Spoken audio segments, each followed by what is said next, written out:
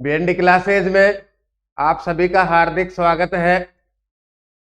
एक मंदिर के पुजारी को अपने भगवान पर अटूट विश्वास था।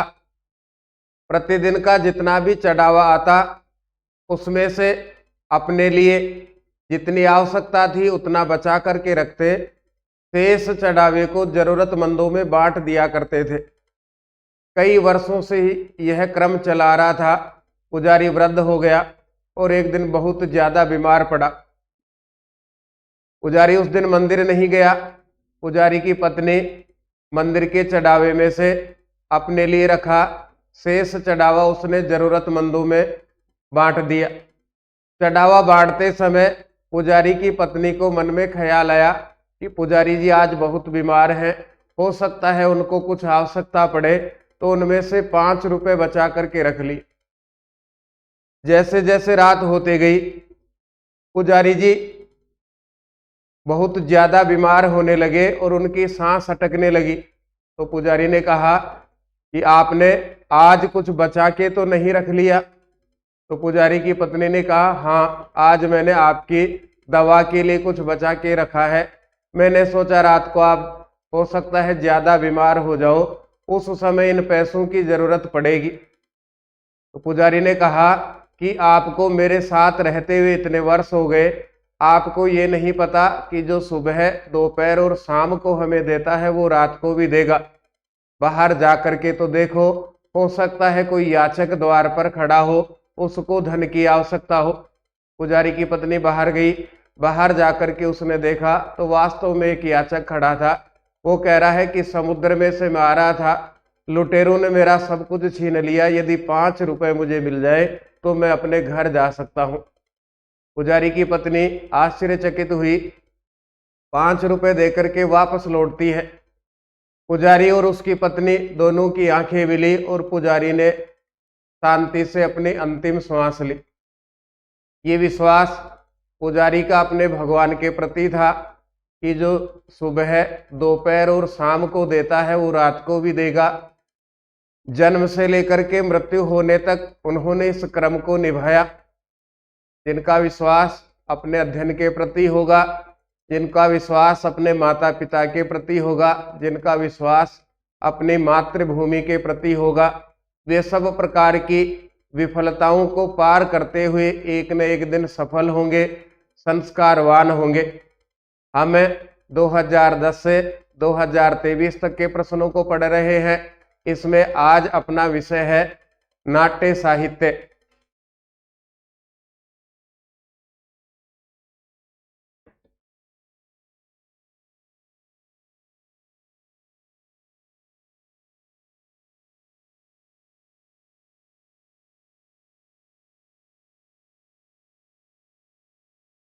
भास्कृत नाटकेशु, भास्कृत भास के द्वारा लिखे गए नाटकेशु, नाटकों में महाभारत कथाश्रितम, महाभारत कथा पर आश्रित नाटकम अस्ति, नाटक है।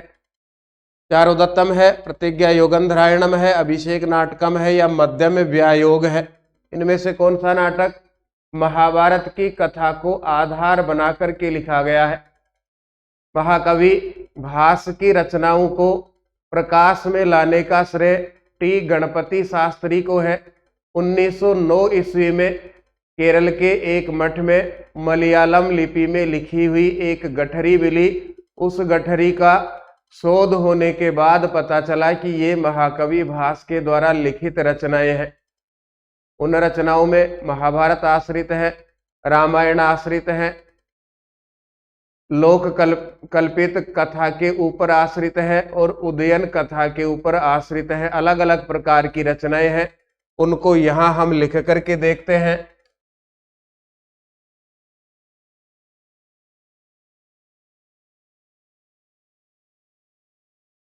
सबसे पहले है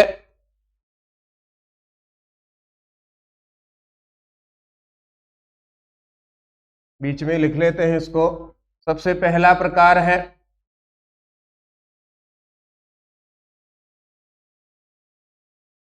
रामायण आधारित आदि कवि वाल्मीकि के द्वारा लिखित रामायण ग्रंथ को आधार बना करके महाकवि भास ने 2 रचनाएं लिखी हैं। पहली रचना का नाम है प्रतिमा नाटकम। प्रतिमा नाटकम। और दूसरी रचना का नाम है अभिषेक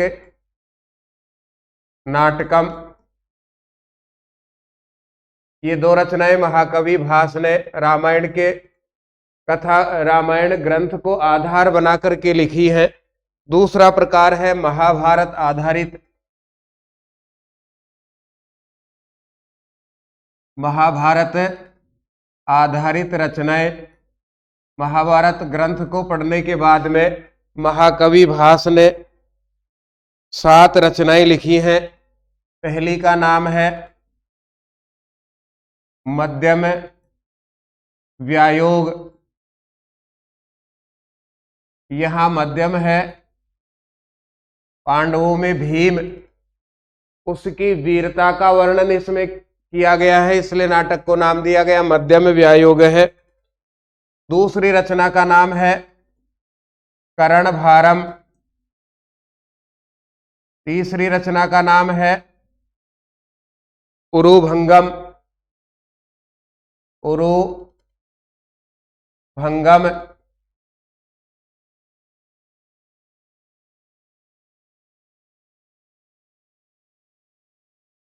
उरुभंगम। उरु का अर्थ है जंगा और भंग यानी तोड़ना। महान योद्धा भीम दुर्योधन की जंगा अपनी गदा के द्वारा तोड़ता है, उसका वर्णन इस उरुभंगम नाम के नाटक में महाकवि भास ने किया है। चौथी रचना का नाम है बालचरितम। भगवान कृष्ण के ऊपर आधारित है।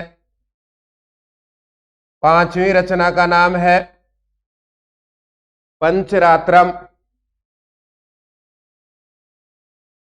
5 पांडवों के ऊपर आधारित रचना है ये। छठी रचना का नाम है दूत वाक्यम। दूत के द्वारा कहे गए वाक्यों का वर्णन। और 7वीं रचना का नाम है दूत घटोत्कचम। दूत घटोत्कचम। दूत वाक्यम भगवान कृष्ण पांडवों की ओर से कौरवों के पास में दूत बन करके गए थे, उसका वर्णन है। और एक बार घटोत्कच ने भी ऐसा ही प्रयास किया, उसका वर्णन दूत घटोत्कचम नाम की रचना में है। महाभारत के ऊपर कुल 7 रचनाएं आधारित हैं। इसी प्रकार लोक कथा या कल्पना आधारित रचनाएं, लोक कथा या फिर कल्पना आधारित रचनाएं। लोक कथा या कल्पना महाकवि भास की कल्पना पर आधारित रचनाएं। इन रचनाओं की संख्या है 2। पहली रचना है एविमार्कम। एविमार्कम। और दूसरी रचना का नाम है दरिद्र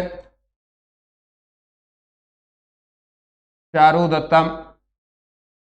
चौथा प्रकार है इनकी रचनाओं का उदयन कथा मूलक। उदयन कथा मूलक।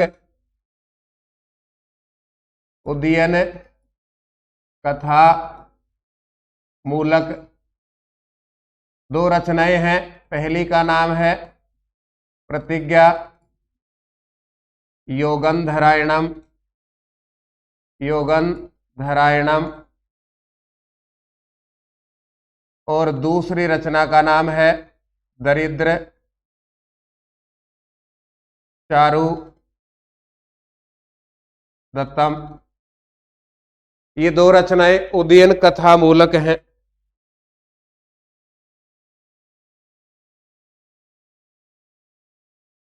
और अंत में अंतिम रचना का नाम है सौपन वासव दत्तम।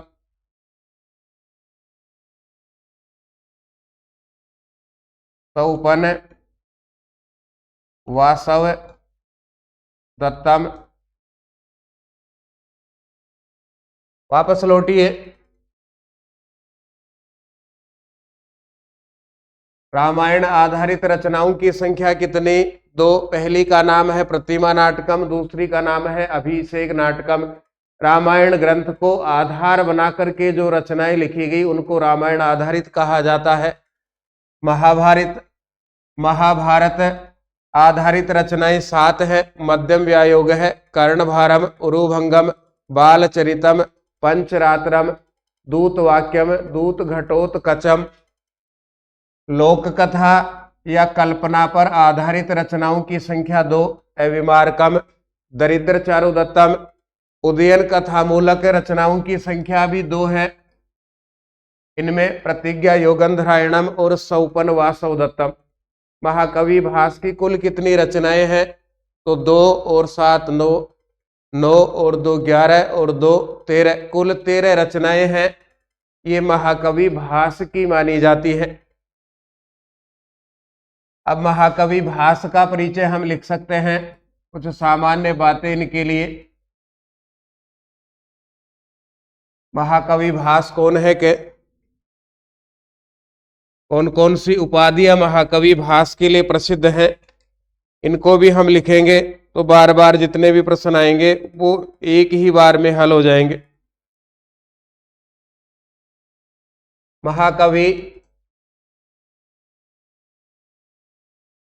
भास का समय, महाकवि भास का समय 300 ईसा पूर्व से 200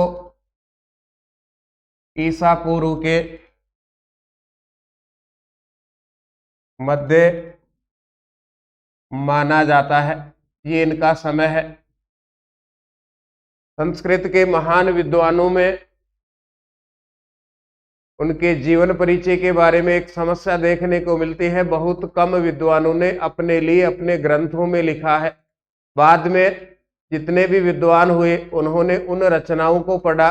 पढ़ने के बाद में उनके ऊपर एक विवाद हुआ कि इनका समय क्या हो सकता है। तो इनका समय सबने मिलकर के तय किया कि 300 ईसा पूर्व से 200 ईसा पूर्व तक महाकवि भास का जन्म हुआ होगा, या जन्म अथवा मृत्यु इनकी हुई होगी। ये इनका समय माना जाता है। महाकवि भास को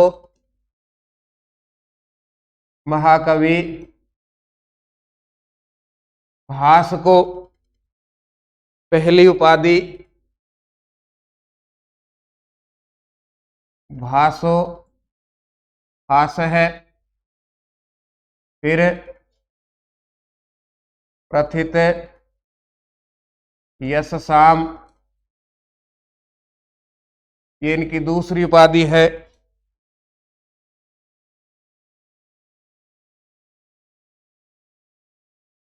भासो हास है, प्रथित यशसाम तथा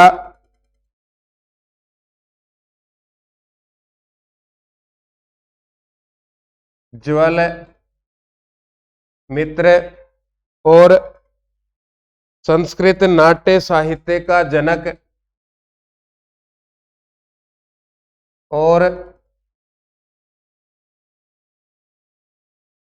और संस्कृत नाट्य साहित्य का जनक, नाट्य साहित्य का जनक कहा जाता है,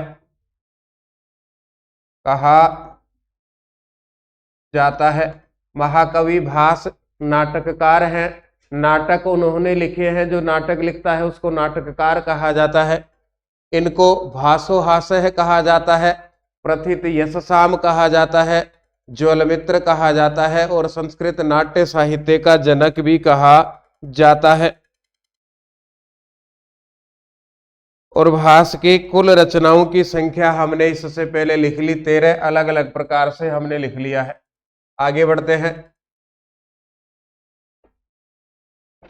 प्रतिज्ञा योगंधरायण से लेखक है कै? प्रतिज्ञा योगंधरायणम नाम के नाटक के लेखक कौन है? अभी हमने लिखा है ये प्रतिज्ञा योगंधरायणम है, ये उदयन कथामूलक है, महाकवि भास के द्वारा लिखा हुआ है और नाटक है। तीन बातें हम जानते हैं। अब इसके बाद की चर्चा यहां हम करेंगे इस प्रश्न में। प्रतिज्ञा योगंधरायण से लेखक है, तो यहां हम इसका उत्तर तो लिख सकते हैं प्रतिज्ञा योगंधरायण से लेखक है महाकवि भास है। बाकी की विशेषताओं को हम लिखेंगे। प्रतिज्ञा योगंधरायणम क्या है, कौन कौन इसमें पात्र हैं, यह है महाकवि भास द्वारा लिखित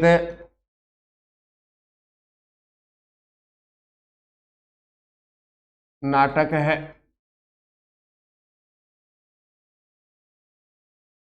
प्रतिज्ञा योगंधरायणम, प्रतिज्ञा योगंधरायणम और सौपन वासव दत्तम, सौपन वासव दत्तम, सौपन वासव दत्तम दोनों को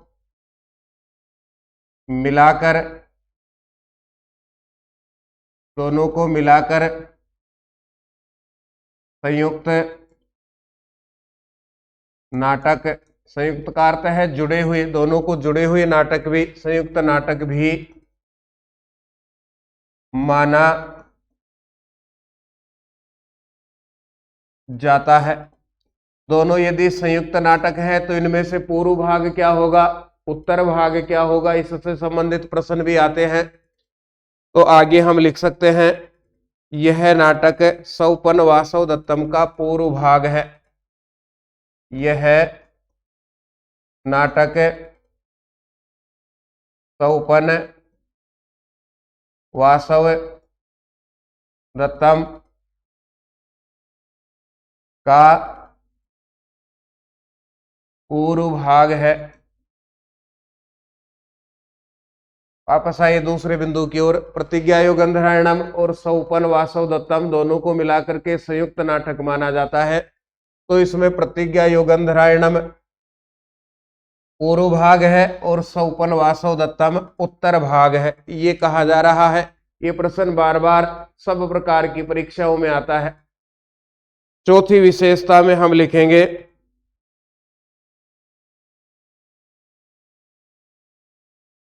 यह 4 अंकों में विभक्त है। यह 4 अंकों में विभक्त है। 4 अंक हैं इस नाटक में, इसलिए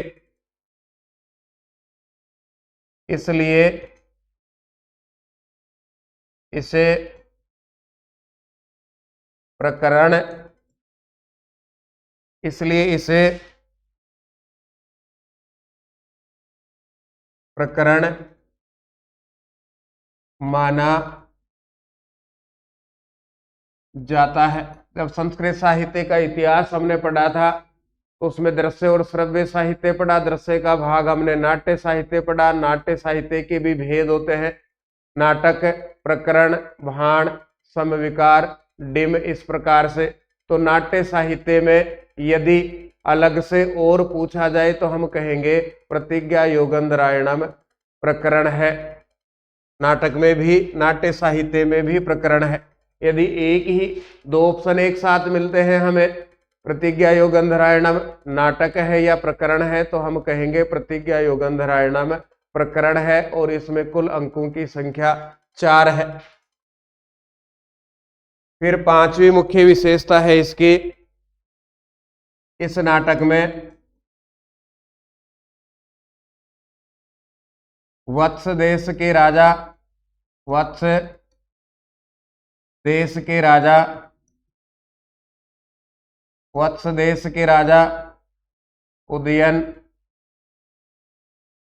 वत्स देश के राजा उदयन उज्जैन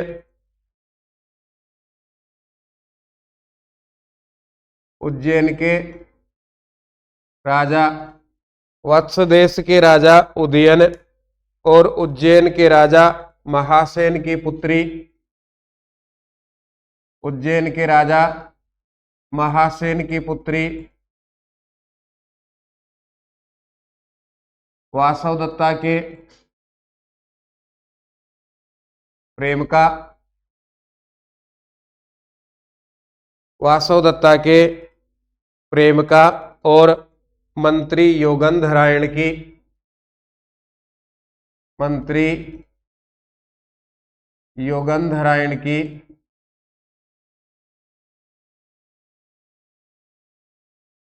योगंधरायण की वीरता और बुद्धि कौशल का वर्णन है, बुद्धि कौशल का वर्णन है।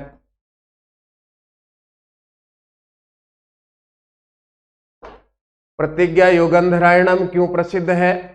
तो योगंधरायण नाम का राजा उदयन का मंत्री अपने स्वामी को बचाने के लिए प्रतिज्ञा करता है, उसी नाटक को कहा गया प्रतिज्ञा योगंधरायणम।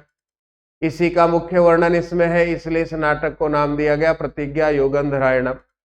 लेकिन इसके साथ में उज्जैन के राजा महासेन की पुत्री वासवदत्ता और वत्स देश के राजा उदयन, इन दोनों का भी वर्णन है। उज्जैन के राजा महासेन की पुत्री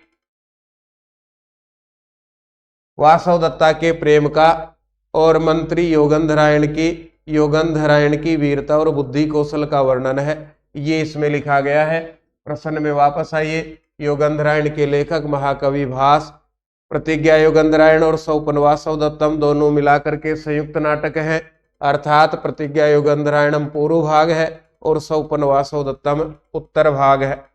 4 अंकों में यह विभक्त है, इसलिए इसे प्रकरण कहा जाता है। इसमें वत्स देश के राजा उदयन और उज्जैन के राजा महासेन की पुत्री वासवदत्ता के प्रेम का, मंत्री योगंधरायण की वीरता और बुद्धि कौशल का वर्णन है। बाकी इसी से संबंधित प्रश्न है, ये 2020 में पूछा गया। प्रतिज्ञा योगंधरायणम नाटकम केन विरचितम? प्रतिज्ञा योगंधरायणम नाटकम, यह नाटक केन विरचितम, किसके द्वारा लिखा गया है? कति अंकेशु विभक्त विदम नाटकम, कितने अंकों में यह नाटक विभक्त है? महाकवि भास ने लिखा, 4 अंकों में विभक्त है, प्रकरण इसको कहा जाता है।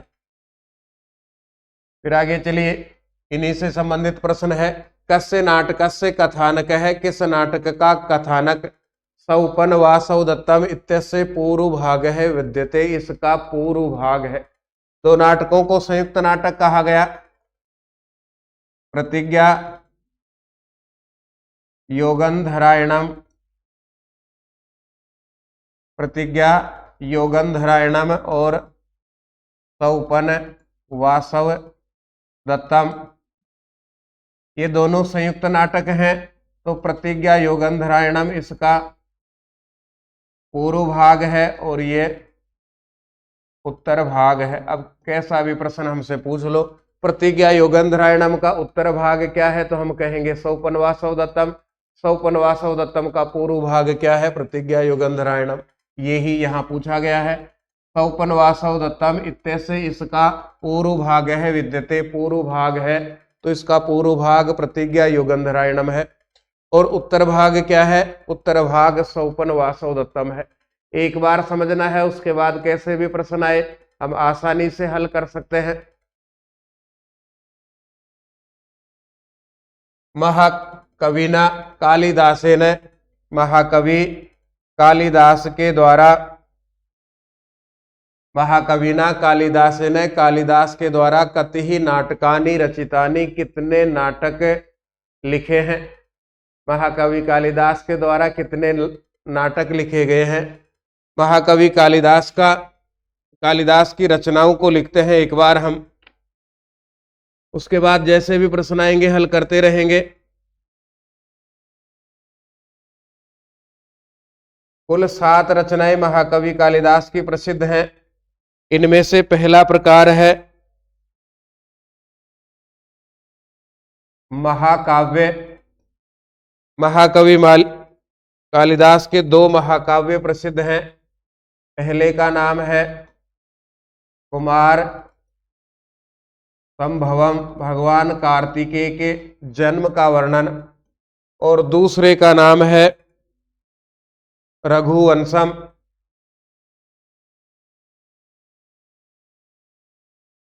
रघुवंशम महाराज रघु से लेकर के उसके बाद के राजाओं का वर्णन इस रघुवंश में किया गया है। तो दूसरे का नाम है रघुवंशम, भगवान राम आदि इन सब का वर्णन इसमें है। भगवान राम के बाद के वंशजों का वर्णन भी रघुवंशम नाम के महाकाव्य में महाकवि कालिदास ने किया है। फिर इसके बाद में दो खंड काव्य इन्होंने लिखे। खंड काव्य ये दो लिखे। पहले का नाम है ऋतुसंहारम और दूसरे का नाम है मेघदूतम। ऋतुसंहारम इस खंड काव्य में भारत की 6 ऋतुओं का वर्णन है, और मेघदूतम इस काव्य में यक्ष अपनी पत्नी से दूर रामगिरी के आश्रम में रहता है। वहां रहते हुए 8 महीने बिताने के बाद में अपनी पत्नी को मेघ के माध्यम से, बादल के माध्यम से संदेश देता है। उसी का वर्णन किया गया है मेघदूतम में। और फिर 3 नाटक इन्होंने लिखे। मालविकाग्निमित्रम पहला लिखा नाटक, तो पहले का नाम है मालविकाग्नि, मालविकाग्नि मित्रम, मालविकाग्नि मित्रम है। दूसरे का नाम है विक्रमोर वसीयम, विक्रम और उर्वशी इनका वर्णन, मालविका और अग्निमित्र का वर्णन। और तीसरे का नाम है अभिज्ञान शाकुंतलम, अभिज्ञान शाकुंतलम। ये तीसरे का नाम है इनके नाटक का, अभिज्ञान शाकुंतलम। ये महाकवि कालिदास के द्वारा लिखित रचनाएं हैं। महाकाव्यों की संख्या 2, कुमार संभव, रघुवंशम। खंड काव्यों की संख्या 2, ऋतुसंहारम, मेघदूतम। नाटक 3 लिखे इन्होंने, मालविकाग्निमित्रम, विक्रमोर वसीयमोर, अभिज्ञान शाकुंतलम। ये कुल महाकवि कालिदास के द्वारा लिखित रचनाएं हैं। अभिज्ञान शाकुंतलम इति नाटकम केन रचितम, यह नाटक किन्होंने लिखा? महाकवि कालिदास ने लिखा। 2022 में पूछा हमसे। फिर कालिदास से किम सर्वस्वम अस्ति, कालिदास का क्या सर्वस्व है? जितनी रचनाएं 7 रचनाएं महाकवि कालिदास ने लिखी हैं, इनमें से कौन सी रचना कालिदास का सब कुछ है? तो अभिज्ञान शाकुंतलम के लिए 2 सूक्तियां बहुत प्रसिद्ध हैं।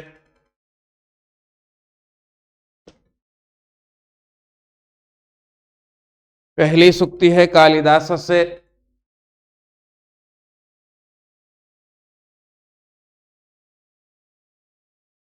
कालिदास से सर्वस्वम अभिज्ञान शाकुंतलम।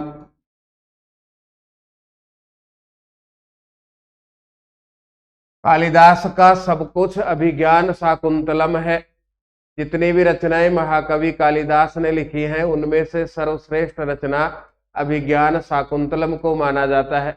यदि महाकवि कालिदास केवल अभिज्ञान शाकुंतलम लिखते, बाकी की रचनाएं नहीं लिखते, तो भी इनकी संसार में इतनी ही प्रसिद्धि होती। दूसरी सूक्ति है महाकवि कालिदास के लिए, काव्येषु नाटकम रम्यम। काव्येषु नाटकम रम्यम, सब प्रकार के काव्यों में नाट्य साहित्य, और नाट्य साहित्य में नाटक सबसे सुंदर होता है। काव्येषु सब काव्यों में नाटकम रम्यम, नाटक सुंदर होता है। तत्र रम्या शकुंतला, उन नाटकों में भी, तत्र उनमें रम्या सुंदर है, अच्छा है, बेस्ट है। शकुंतला अभिज्ञान शाकुंतलम नाम का नाटक। काव्येषु नाटकम रम्यम तत्र रम्या शकुंतला। फिर उस अभिज्ञान शाकुंतलम में भी तत्रापि, उस अभिज्ञान शाकुंतलम में भी तत्रापि च चतुर्थो अंक है, चतुर्थो अंक है, उनमें भी चौथा अंक। अभिज्ञान शाकुंतलम में भी चौथा अंक सबसे ज्यादा प्रसिद्ध है, और चौथे अंक में भी तत्रापि श्लोक चतुष्टयम, उस चौथे अंक में भी 4 श्लोक प्रसिद्ध है। तत्रापि श्लोक चतुष्टयम, उसमें भी 4 श्लोक सर्वाधिक प्रसिद्ध हैं। 2 सूक्तियां महाकवि कालिदास के अभिज्ञान शाकुंतलम नाम के नाटक के लिए प्रसिद्ध है। कालिदास से सर्वस्वम अभिज्ञान शाकुंतलम, कालिदास का सब कुछ अभिज्ञान शाकुंतलम है। दूसरी सूक्ति है काव्येषु नाटकम रम्यम, सब प्रकार के काव्यों में नाटक सुंदर है। तत्र रम्या शकुंतला, उन नाटकों में भी अभिज्ञान शाकुंतलम नाटक सबसे सुंदर है। तत्रापि च चतुर्थो अंक है, अभिज्ञान शाकुंतलम में भी चौथा अंक सबसे सुंदर है, अच्छा है, पढ़ने की दृष्टि से बहुत अच्छा है। तत्रापि श्लोक चतुष्टयम, और अभिज्ञान शाकुंतलम में भी 4 श्लोक, चौथे अंक के भी 4 श्लोक सबसे ज्यादा प्रसिद्ध है। इसी का उत्तर हो गया कालिदास से किम, क्या सर्वस्वम अस्ति, सब कुछ है, तो अभिज्ञान शाकुंतलम कालिदास से सर्वस्वम अस्ति, सब कुछ है। सब कुछ होने का मतलब है इसके लिए जान नहीं देगा, कोई मर जाएगा इसके लिए। सब कुछ होने का मतलब है अभिज्ञान शाकुंतलम के आधार पर महाकवि कालिदास की प्रसिद्धि संसार में, लेखकों के संसार में, लेखक जगत में, महाकवियों के जगत में सबसे ज्यादा हुई। राज्ञ दुष्यंतस्य शकुंतलया सह सुखदम पुनर्मिलनम अभिज्ञान शाकुंतलस्य कस्मिन् अंके भवति। राजा दुष्यंत का शकुंतला के साथ सुखद पुनर्मिलन अभिज्ञान शाकुंतलम के किस अंक में होता है। राजा दुष्यंत कौन, शकुंतला कौन, इन दोनों के ऊपर आधारित नाटक को ही अभिज्ञान शाकुंतलम कहा गया है। इन दोनों का वापस से सुखद सुखपूर्वक पुनर्मिलन कब होता है। 2 बार मिलन हुआ, पहले अंक में और 7वें अंक में। पहले अंक में सामान्य परिचय था, बीच में शकुंतला को राजा दुष्यंत के द्वारा भूला गया, और अंत में मारीची ऋषि के आश्रम में इन दोनों का वापस मिलन होता है। कुल अंकों की संख्या है इसमें 7। अभिज्ञान शाकुंतलम में कुल अंकों की संख्या है 7।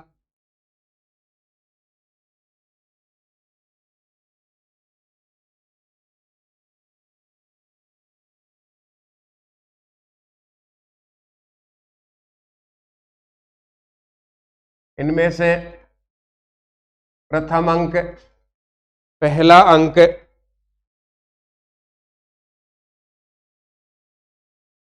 पहले अंक में राजा दुष्यंत कण्व ऋषि के आश्रम में प्रवेश करते हैं।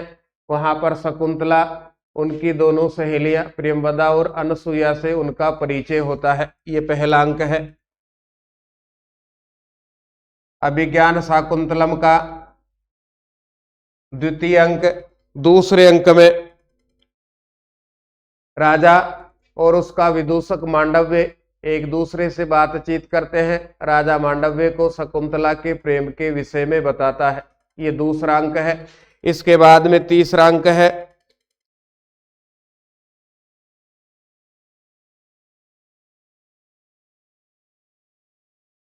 शकुंतला भी राजा के प्रति आसक्त हो गई। शकुंतला और दुष्यंत दोनों गांधर्व विवाह या प्रेम विवाह कर लेते हैं, इसका वर्णन तीसरे अंक में किया गया है। फिर इसके बाद में है चतुर्थ अंक, चौथा अंक। राजा शकुंतला को अंगूठी पहचान के लिए देकर के वापस अपनी राजधानी हस्तिनापुर लौट जाता है कि जब भी तुम आओगी तो इसको दिखा देना, इससे मैं आपको पहचान लूंगा। शकुंतला अपने पति दुष्यंत के प्रेम में खोई रहती है। उसी समय दुर्वासा नाम के ऋषि आते हैं, उनका स्वागत सत्कार नहीं होता, तो दुर्वासा ने शकुंतला को श्राप दिया कि जिसके लिए आप खोई हो वो एक दिन ऐसा आएगा कि आपको पहचानेगा नहीं। इसका वर्णन इसी समय कण्व ऋषि वापस आश्रम में लौटते हैं। शकुंतला के विषय में सारी बातें जानते हैं और शकुंतला को अपने पति गृह अर्थात हस्तिनापुर में रवाना करते हैं। हस्तिनापुर भेजते हैं, उनके साथ में 2 शिष्यों को भेजते हैं। इसका वर्णन चौथे अंक में किया गया है। यह इस नाटक का मर्म स्थल है। इसके बाद में है पंचम अंक। 5वें अंक में दुर्वासा के श्राप के कारण राजा दुष्यंत शकुंतला को नहीं पहचानता है। वहां से शकुंतला को मारीची ऋषि के आश्रम में ले जाया जाता है। इसका वर्णन 5वें अंक में है। 6ठे अंक में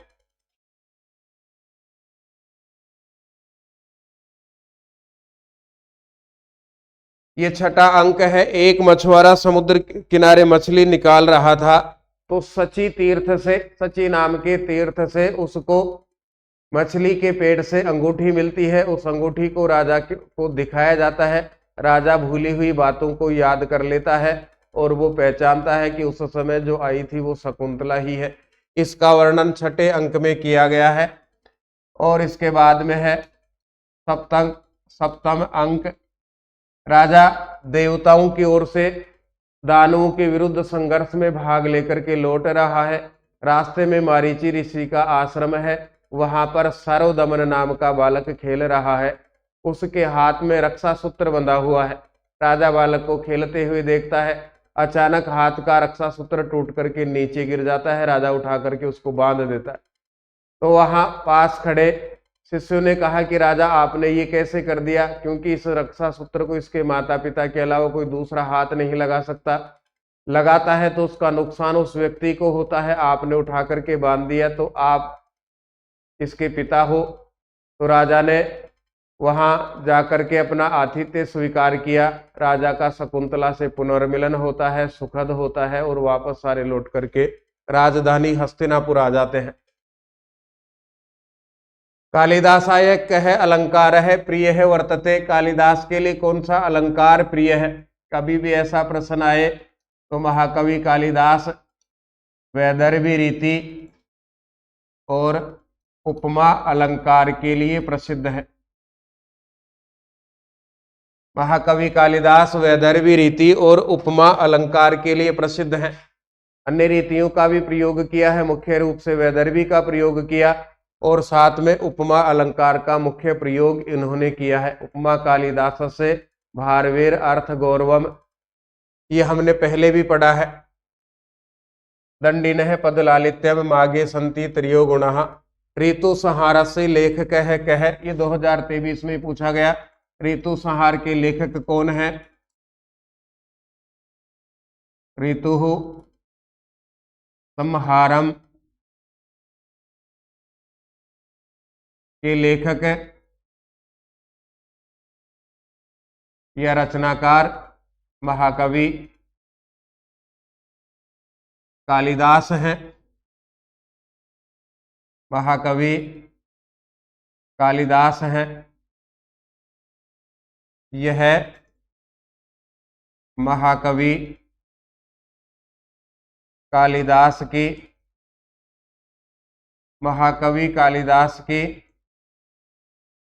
प्रथम रचना है। कुल 7 रचनाएं इन्होंने लिखी हैं। उनमें से सबसे पहली रचना है ऋतु संहारम।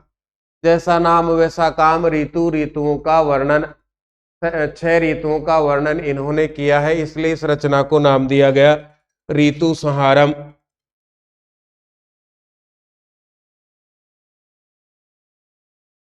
फिर और आगे इसके लिए हम लिखना चाहें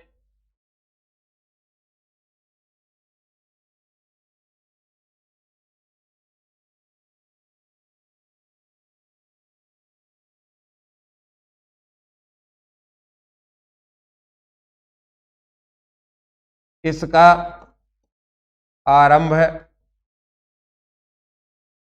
खंड काव्य है, तो इस खंड काव्य का आरंभ ग्रीष्म ऋतु से होता है। ग्रीष्म ऋतु से होता है। ये ऋतु संहारम इस खंड काव्य की मुख्य विशेषताएं हैं। मृच्छकटिकम केन विरचितम नाटकम। मृच्छकटिकम किसके द्वारा लिखा हुआ नाटक है? ये अपने सिलेबस में है, उस पाठ की प्रस्तावना में भी लिखा हुआ है इनके लिए। तो मृच्छकटिकम यह नाटक महाकवि शूद्रक द्वारा लिखित है। महाकवि शूद्रक द्वारा लिखित है। महाकवि शूद्रक ने केवल एक ही रचना लिखी है, उसका नाम है मृच्छकटिकम, मृद सकटिकम, मिट्टी की गाड़ी।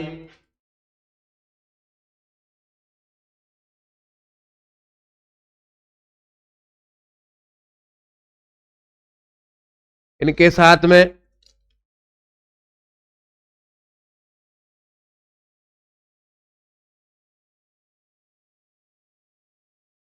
यह सामाजिक घटना प्रधान नाटक है। समाज में, उस समय के समाज में जो भी होता था, न्यायालय में भ्रष्टाचार था, भाई भतीजावाद था, समाज में व्याप्त कुरीतियां थी, उन सब के बारे में महाकवि शूद्रक ने लिखा है, इसलिए यह सामाजिक घटना प्रधान नाटक है। फिर आगे हम लिखेंगे इसके लिए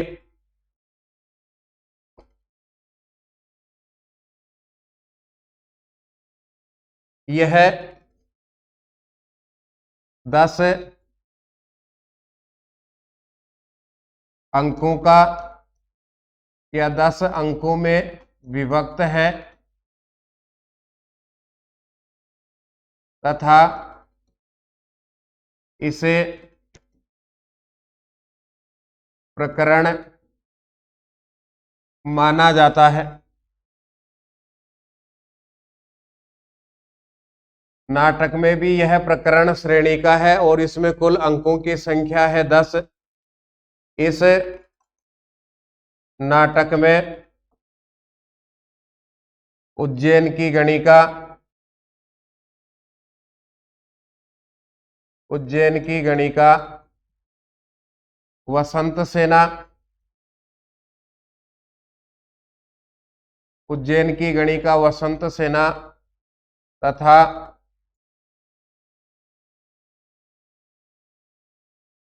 दरिद्र ब्राह्मण, उज्जैन की गणिका वसंत सेना तथा दरिद्र ब्राह्मण चारुदत्त के प्रेम का वर्णन है। चारुदत्त के प्रेम का वर्णन है। मुख्य रूप से वसंत सेना उज्जैन की गणिका है और चारुदत्त उज्जैन का ही है, गरीब है और ब्राह्मण है। इनके प्रेम का वर्णन मृच्छकटिकम नाम के नाटक में किया गया है। भास के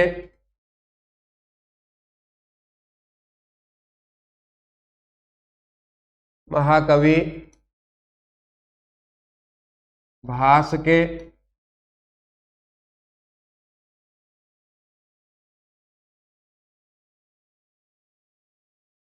चारुदत्तम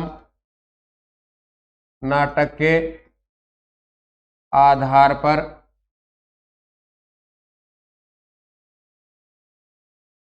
महाकवि भास के चारुदत्तम नाम के नाटक के आधार पर यह नाटक लिखा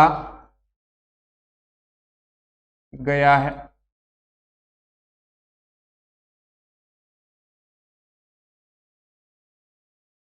चारुदत्त इसमें यह श्रृंगार रस मुख्य रूप से रस में श्रृंगार रस तथा लाटी रीति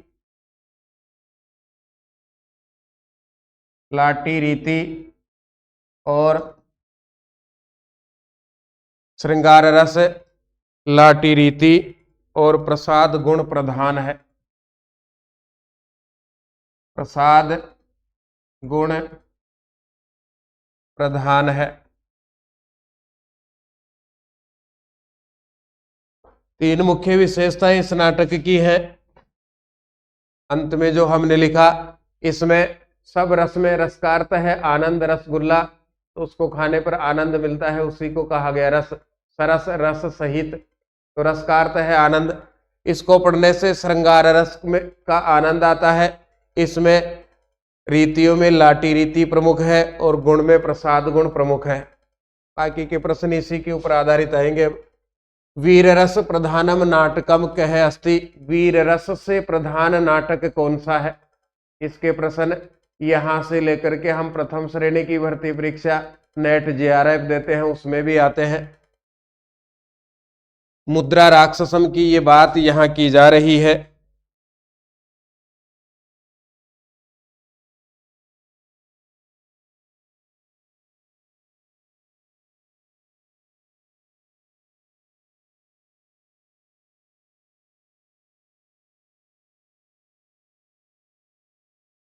मुद्रा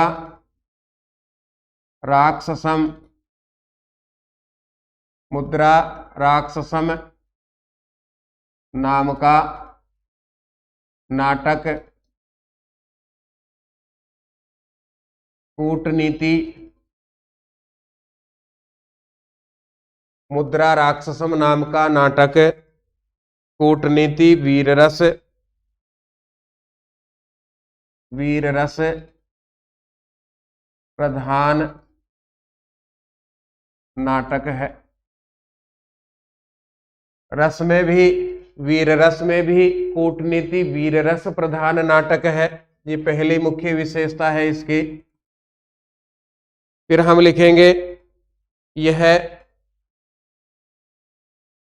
ऐतिहासिक, इतिहास से संबंधित है इसलिए ऐतिहासिक और राजनीति प्रधान नाटक है। राजनीति प्रधान नाटक है। अभी तक हमने देखा कुछ में प्रेम कथाओं का वर्णन है, लेकिन इसमें प्रेम कथा का वर्णन नहीं होकर के राजनीति में होने वाली उथल पुथल का वर्णन किया गया है। इतिहास से संबंधित है और राजनीति प्रधान नाटक है। इसमें विदूषक, स्त्री पात्र, श्रृंगार,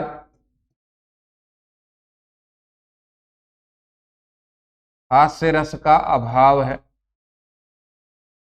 हास्य रस का अभाव है। संस्कृत नाट्य साहित्य में एक अकेला नाटक जिसमें विदूषक नहीं है, जिसमें स्त्री पात्र नहीं है, जिसमें हास्य और श्रृंगार रस नहीं है, और इसी से संबंधित प्रश्न बार बार परीक्षा में आते हैं। इसमें विदूषक, स्त्री पात्र, श्रृंगार और हास्य रस का अभाव है। फिर आगे हम लिखेंगे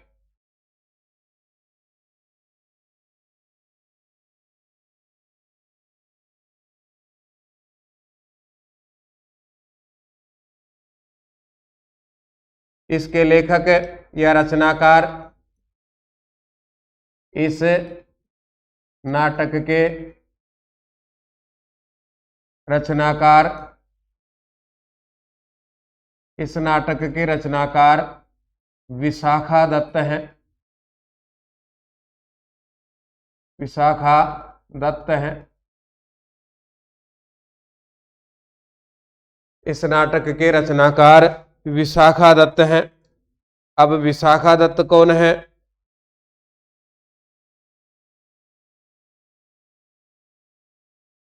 विशाखा दत्त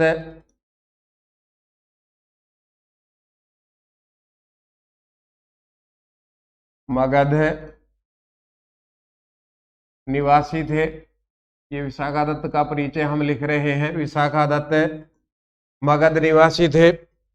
इनके दादाजी का नाम बटेश्वर दत्त, पिता का नाम प्रथा है। इनके पितामह का नाम बटेश्वर दत्त, बटेश्वर दत्त, और पिता का नाम प्रथा है। पिता का नाम प्रथा है। फिर हम लिखेंगे इनके पितामह का नाम बटेश्वर दत्त और पिता का नाम प्रथा है। इनकी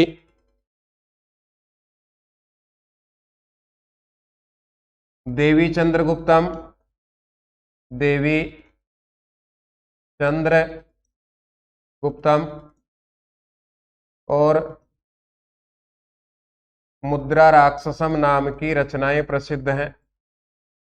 मुद्रा राक्षसम, मुद्रा राक्षसम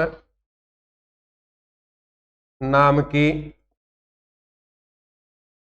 रचनाएं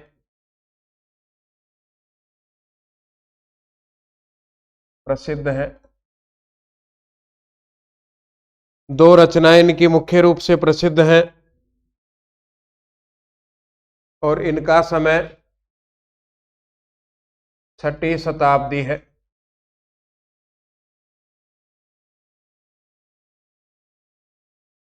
मुद्रा राक्षसम का समय या विशाखादत्त का समय, विशाखादत्त का जब जन्म हुआ तभी तो उन्होंने मुद्रा राक्षसम लिखा, तो इनका समय 6वीं शताब्दी है। देखिए इसी से संबंधित प्रश्न है।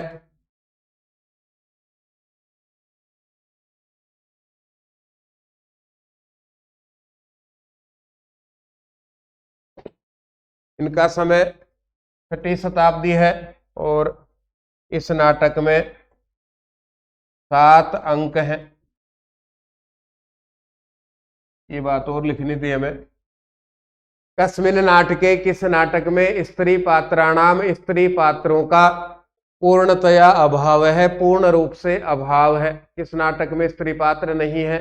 तो मुद्रा राक्षस में विदूषक नहीं है, स्त्री पात्र नहीं है, हास्य और श्रृंगार रस नहीं है। कति अंकेषु विभक्तमिदं नाटकम, कितने अंकों में यह नाटक विभक्त है? 7 अंकों में यह नाटक विभक्त है। फिर आगे बढ़ते हैं। करुण रस प्रयोगे सिद्ध हस्त है, अद्वितीय है, कवि ही अस्ति। करुण रस के प्रयोग में सिद्धस्त अद्वितीय कवि है। संस्कृत साहित्य में किन कवि को करुण रस के प्रयोग में सिद्धस्त माना जाता है, महान माना जाता है, बहुत अधिक चतुर माना जाता है? तो महाकवि भवभूति को करुण रस के प्रयोग में सिद्धस्त माना जाता है। भवभूति ही कस्मिन रस प्रयोगे अद्वितीय है, कवि ही अस्ति। भवभूति किस रस के प्रयोग में अद्वितीय कवि है? दोनों प्रश्न बदल करके पूछे गए, उत्तर एक ही है। भवभूति किस रस के प्रयोग में? तो भवभूति करुण रस के प्रयोग में अद्वितीय कवि है।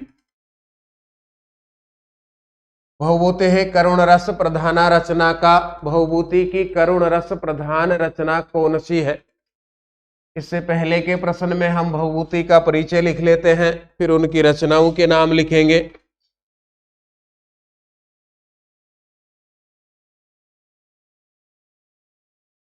भवभूति का समय 680 से 750, 680 ईस्वी से 750 ईस्वी के मध्य स्वीकार किया जाता है। ये पहली विशेषता है। फिर आगे हम लिखेंगे इनका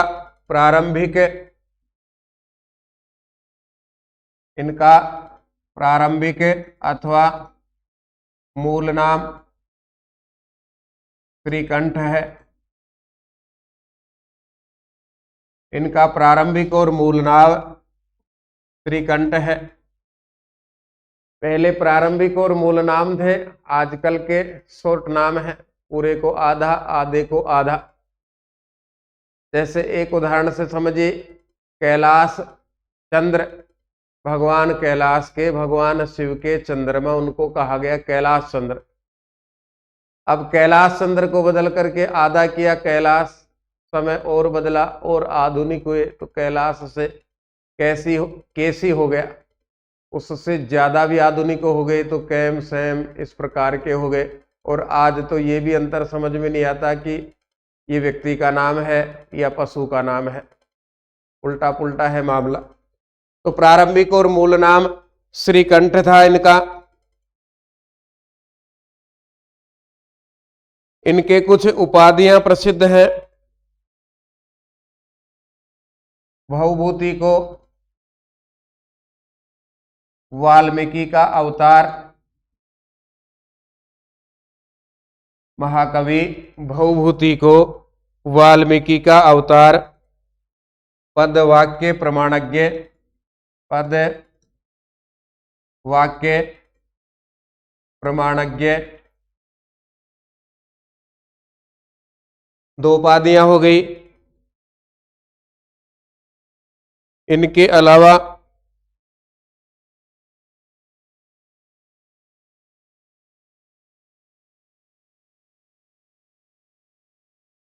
ये दोनों उपाधियां इनके लिए प्रसिद्ध हैं।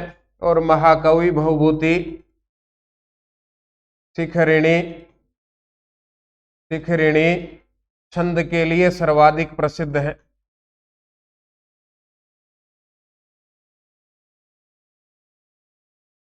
पहली प्रसिद्धि इनको मिली करुण रस के कारण, और दूसरी प्रसिद्धि इनको मिली शिखरिणी छंद का अत्यधिक और सुंदर प्रयोग करने के कारण। अब आगे बढ़ते हैं। भवभूति है करुण रस प्रधाना रचना का। भवभूति की 3 रचनाएं हैं। पहली का नाम है मालती माधवम, मालती माधवम श्रृंगार रस प्रधान प्रकरण है। नाट्य साहित्य में प्रकरण की श्रेणी में यह रखा जाता है तथा इसमें अंकों की संख्या है 10। ये इनकी प्रथम रचना है। फिर आगे बढ़ते हैं। इनकी दूसरी रचना का नाम है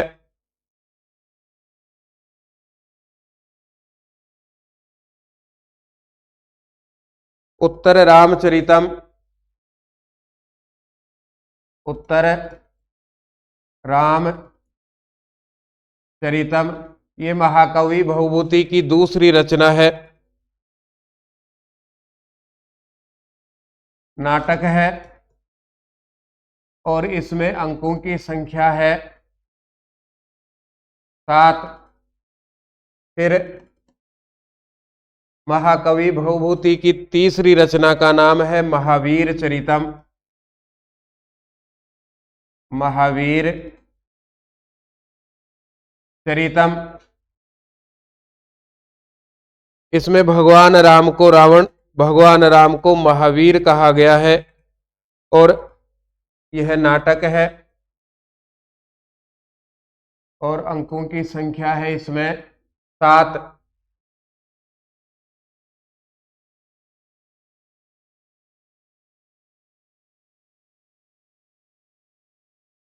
इनमें से उत्तर रामचरितम में करुण रस का प्रयोग सर्वाधिक किया गया है। अभी इस प्रश्न के बाद लिखते हैं। महाकवि भवभूतिना विरचितम नाटक द्वयम लिखत। महाकवि भवभूति के द्वारा लिखित 2 नाटकों को लिखो। 3 नाटकों में से कोई भी 2 लिख देंगे।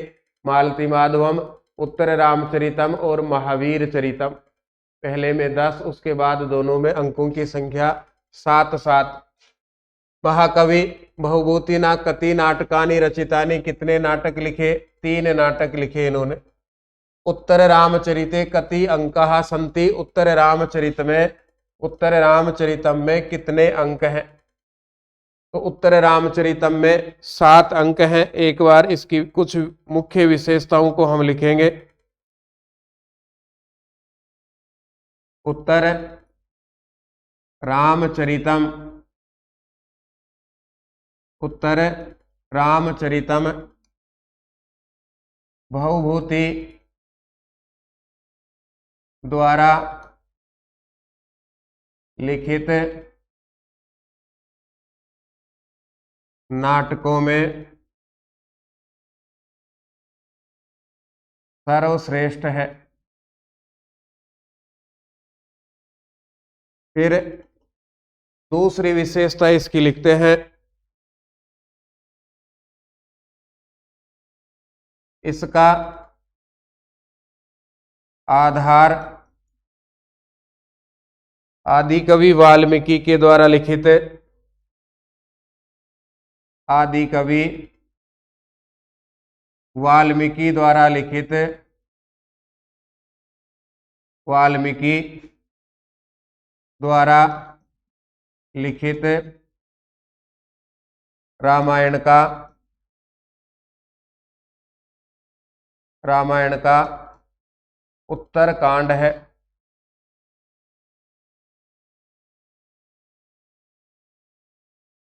महर्षि वाल्मीकि ने रामायण नाम का ग्रंथ लिखा है। उसके उत्तरकांड के आधार पर महाकवि भवभूति ने उत्तर रामचरितम नाम की रचना लिखी है।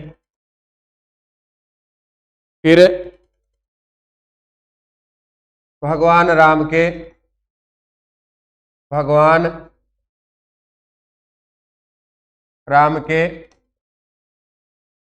राज्याभिषेक की बाद की घटनाओं का वर्णन है। राज्याभिषेक की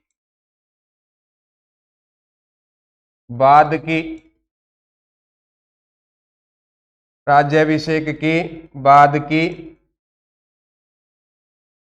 घटनाओं का वर्णन है।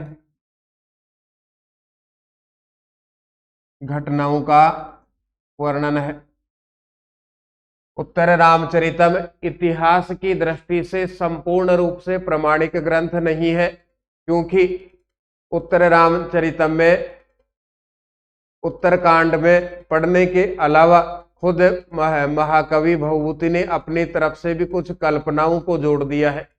तो जो कल्पनाएं जोड़ी हैं वो प्रमाणिक नहीं है। जो महाकवि या आदि कवि वाल्मीकि के रामायण को देख करके लिखा है वो प्रमाणिक है।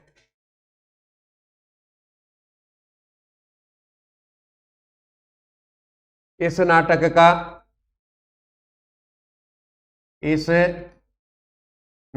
का मुख्य रस करुण है। मुख्य रस करुण है और महाकवि भवभूति करुण रस के लिए ही प्रसिद्ध है। उत्तर रामचरिते भवभूतिर विशिष्यते, ये इसकी प्रसिद्ध सूक्ति है। महाकवि भवभूति के लिए उत्तर रामचरितम में भवभूतिर विशिष्यते, भवभूति विशेषता को प्राप्त करते हैं। ये इस नाटक के लिए प्रसिद्ध सूक्ति है, उत्तर रामचरिते भवभूतिर विशिष्यते। फिर आगे बढ़ते हैं। संस्कृत साहित्य बृहत्तरी इति नामना कानि काव्यानि प्रसिद्धानि सन्ति। कुछ उत्तर तो इसी में लिखा हुआ है, बृहत बड़ी त्रयी 3 रचनाएं। संस्कृत साहित्य में ऐसी कौन कौन सी 3 रचनाएं हैं जिनको बृहत त्रयी कहा जाता है, ये पूछा गया है यहां पर।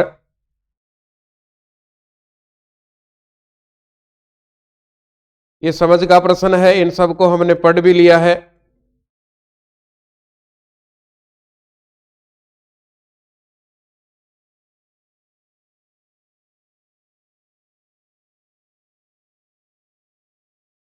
तीन रचनाओं को बृहत त्रयी कहा जाता है और 3 ही रचनाओं को लघु त्रयी कहा जाता है।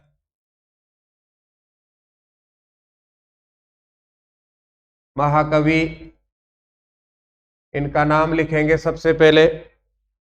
पहला नाम है इनमें श्रीहर्ष।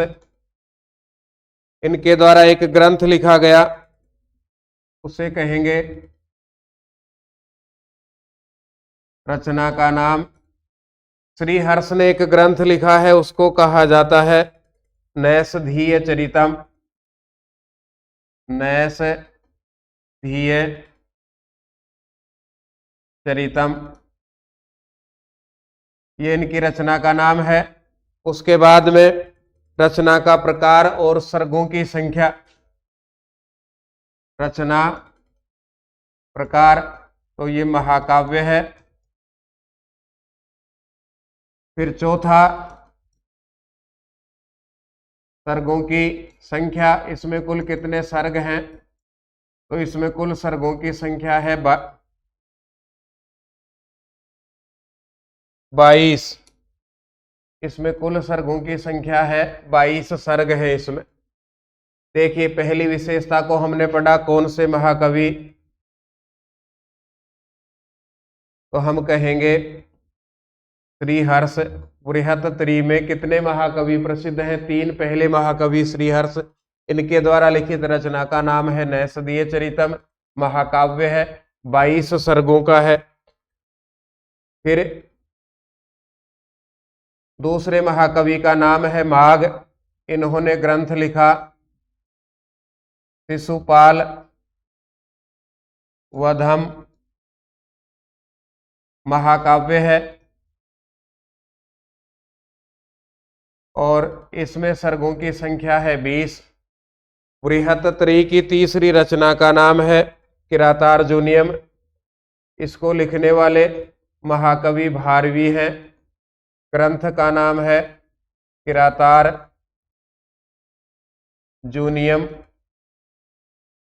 किरातार्जुनीयम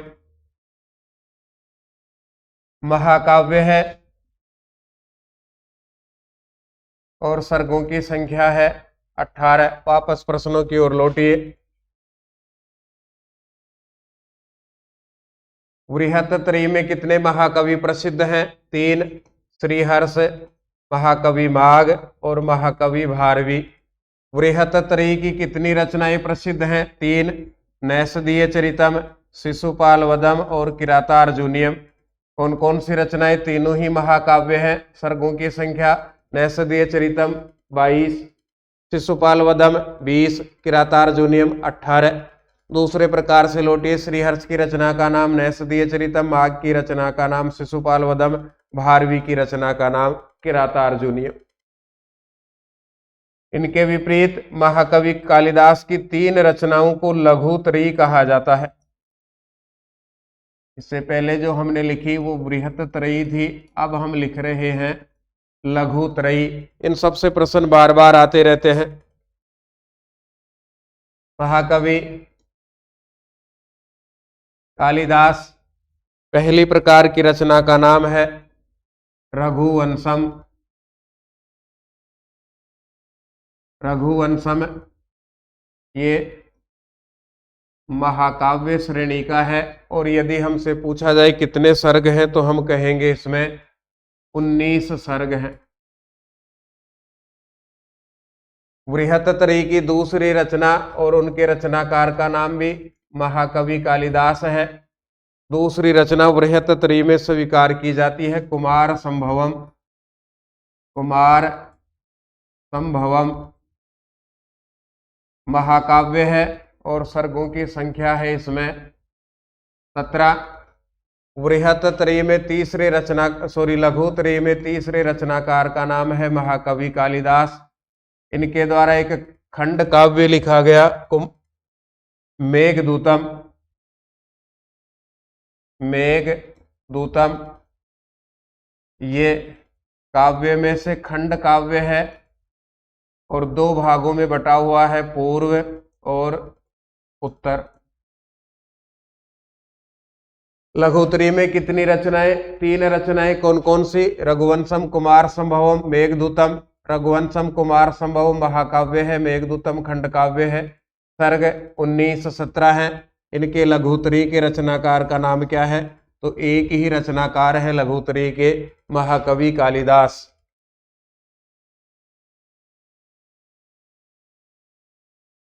भर्तृहरिणा विरचित शतक द्वयस्य नामोल्लेखम कुरुत।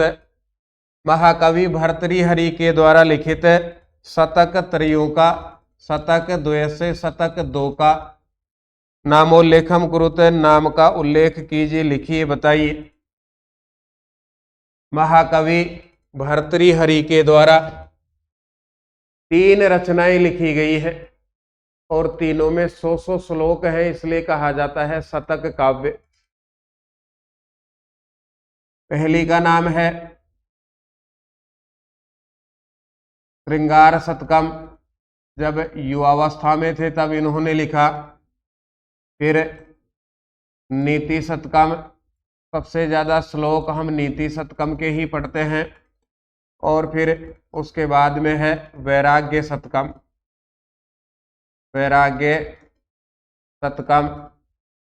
तीनों ही खंड काव्य या शतक काव्य इस श्रेणी में आते हैं। सब में श्लोकों की संख्या है तो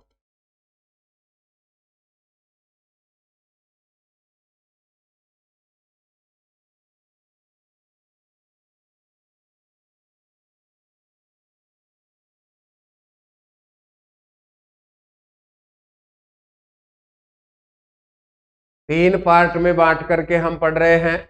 पहला पार्ट हमने पढ़ा संस्कृत साहित्य का इतिहास, इसमें से वैदिक साहित्य। दूसरे पार्ट में हमने प्रारंभ किया लौकिक साहित्य, और लौकिक साहित्य में से आज हमने पढ़ा नाटक। अब ये लौकिक साहित्य अपना पूरा है। इसके बाद में तीसरा पार्ट हम पढ़ेंगे राजस्थान के आधुनिक संस्कृत साहित्य के इतिहासकार। आज के समय में जो इतिहासकार प्रसिद्ध हैं, कौन कौन से उनकी रचनाएं प्रसिद्ध हैं, इसके बाद के वीडियो में हम पढ़ेंगे। आप सबके सुझाव और अधिक प्रकार से सरल अच्छा बनाने के लिए सादर आमंत्रित हैं। आपके किसी भी प्रकार के सुझाव हों तो आप इन नंबर पर जरूर लिखिएगा 9928946539। संस्कृत भाषा में ये पहला प्रयोग है, अद्वितीय प्रयोग है। इस प्रकार के प्रश्नों को इकट्ठा करना, क्रम से जमाना और जमाने के बाद में उनकी व्याख्या करके पढ़ाना। बाकी के सब विषयों में ऐसे ऑप्शन उपलब्ध होते हैं। संस्कृत भाषा में थोड़ी कठिन है प्रक्रिया, उसको भी हमने आप सबके सहयोग समर्थन से पार किया है। वीडियो अच्छा लगे तो लाइक, शेयर और सब्सक्राइब कीजिएगा, ताकि उन जरूरतमंदों तक भी ये पहुंचे जिनको इनकी बहुत ज्यादा आवश्यकता है। धन्यवाद। जय तु भारतम, जय तु संस्कृतम।